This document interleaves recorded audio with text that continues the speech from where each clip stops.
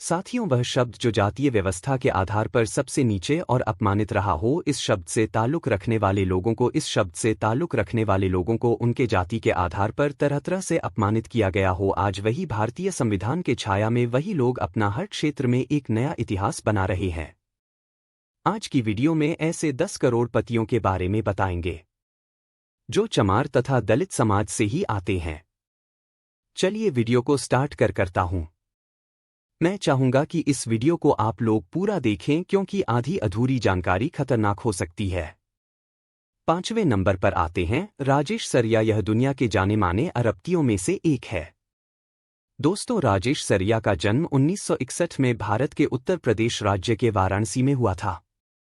उन्होंने कठिनाइयों का सामना करते हुए अपनी मेहनत और लगन से व्यवसाय के क्षेत्र में उल्लेखनीय सफलता हासिल की।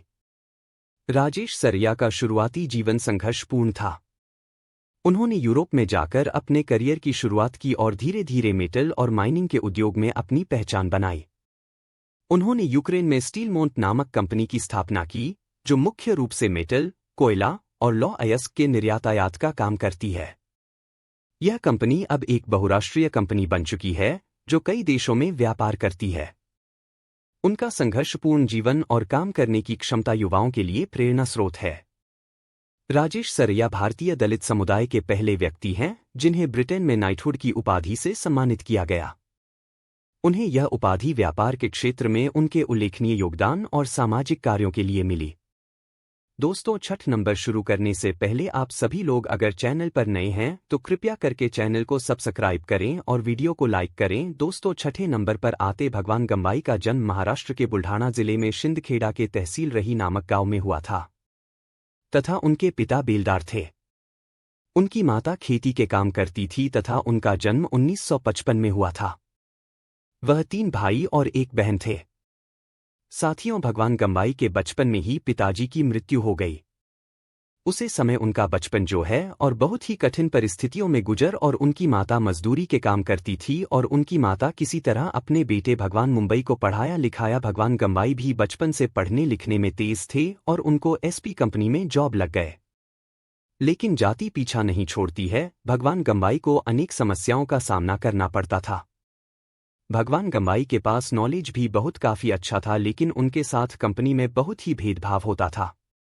आगे चलकर भगवान गंबाई ने अमेरिकी कंपनी में जब पकड़ लिए और उसके बाद वह अमेरिका चले गए। वहां जाने के बाद उन्हें अपने काबिलियत पर भरोसा था और उनको लगा कि मैं अपनी खुद की कंपनी डाल के इसको आगे बढ़ा सकता हूं, तो उन्होंने एक छोटी सी कंपनी से शुरुआत की जिसमें छोटी छोटी कंपनियों से तेल लेकर और वह खुद के माध्यम से व्यापार करने लगे। साथियों, कुछ दिनों के बाद वह अपने बेटे सौरभ बनर्जी के नाम पर कंपनी का नाम रखा और रबड़ फाड़ तेल और तमाम बिजनेस में अपना हाथ आजमाया। साथियों, और वह सफल हो गए और किसी समय में हुए 100-200 के रुपए की मजदूरी करने वाले भगवान आगे चलकर वे अरबपति बन गए। 7वें नंबर पर आते हैं चंद्रभान प्रसाद का जन्म उत्तर प्रदेश के एक दलित परिवार में हुआ था। उनका प्रारंभिक जीवन आर्थिक और सामाजिक चुनौतियों से भरा था और जातिगत भेदभाव की वजह से उन्हें अपने बचपन में ही असमानताओं का सामना करना पड़ा। अपने जीवन की कठिनाइयों को देखकर ही उन्होंने ठान लिया था कि वे समाज में बदलाव लाएंगे और दलित समुदाय के लिए काम करेंगे। उन्होंने समाज में व्याप्त असमानताओं और भेदभाव को बहुत करीब से देखा और अपने अनुभवों से समझा कि शिक्षा और आर्थिक सशक्तिकरण ही दलित समाज को आगे बढ़ाने का सबसे महत्वपूर्ण मार्ग है। इसके चलते उन्होंने अपनी पढ़ाई पर विशेष ध्यान दिया और उच्च शिक्षा प्राप्त की ताकि वे समाज में सकारात्मक बदलाव ला सकें। संघर्ष और चुनौतियां। चंद्रभान प्रसाद ने समाज में जातिगत भेदभाव और असमानताओं के खिलाफ कई संघर्ष किए। शिक्षा और रोजगार में दलितों के लिए समान अवसरों की कमी के चलते उन्होंने इस विषय को अपनी प्राथमिकता बनाया। प्रारंभिक जीवन में उन्हें कई सामाजिक और आर्थिक कठिनाइयों का सामना करना पड़ा, लेकिन उन्होंने हार नहीं मानी और अपने प्रयास जारी रखे। चंद्रभान प्रसाद ने कई लेख और पुस्तकों के माध्यम से अपने विचारों को समाज के सामने प्रस्तुत किया। उन्होंने दलितों की समस्याओं और उनके समाधान पर गहन विचार किया है और इसके लिए अपने लेखन में अनेक दृष्टिकोण प्रस्तुत किए हैं। उनके लेखन में दलितों की आर्थिक स्वतंत्रता, उद्यमिता और जातिगत असमानताओं को समाप्त करने के प्रयासों का उल्लेख प्रमुखता से होता है। उनका मानना है कि दलितों के लिए केवल सामाजिक समानता ही नहीं, बल्कि आर्थिक स्वतंत्रता भी आवश्यक है ताकि वे समाज में आत्मसम्मान और आत्मनिर्भरता के साथ जी सकें। चंद्रभान प्रसाद की सोच और उनके प्रयासों ने दलित समाज के लोगों को नई दिशा दिखाई और उन्हें अपने अधिकारों के प्रति जागरूक किया। प्रेरणा स्रोत। चंद्रभान प्रसाद का जीवन उन सभी के लिए एक प्रेरणा है जो सामाजिक बदलाव की चाह रखते हैं। उनका संघर्ष और समाज के प्रति उनकी सेवा भावना यह सिखाती है कि कठिनाइयों और संघर्षों के बावजूद भी समाज में सकारात्मक बदलाव लाया जा सकता है। उनका जीवन यह दर्शाता है कि यदि व्यक्ति में साहस, समर्पण और दृढ़ता हो तो वह न केवल खुद को बल्कि पूरे समुदाय को आत्मनिर्भर और सशक्त बना सकता है।